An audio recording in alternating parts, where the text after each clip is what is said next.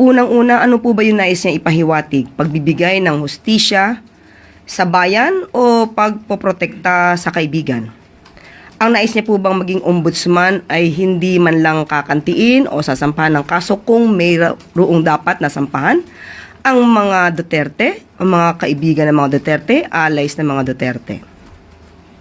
Hindi pa po ba mas nararapat po na maging independent ang magiging ombudsman dahil independent constitutional body naman ito at kinakailangan na magsampa ng kaso kung nararapat. At hindi po dapat katakutan kung wala naman magiging talagang kasalanan ng mga Duterte na siyang kinatatakutan niya. Hindi naman po ibig sabihin nito ay hindi dapat sila sampahan ng kaso dahil kaya naman nila ipagtanggol ang kanilang mga sarili. So ano po ba ang hinaharang dito ni Senator Amy? Ang maitatalagang ombudsman na dapat ay hindi kantiin ang mga kaibigan?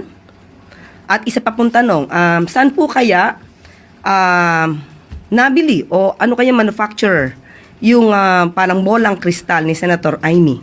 Dahil siguro mas magandang ma-recalibrate ito para hindi lang bali-balita ang nasasagap ni Senator Amy, kundi mga kwento na mayroong ebidensya.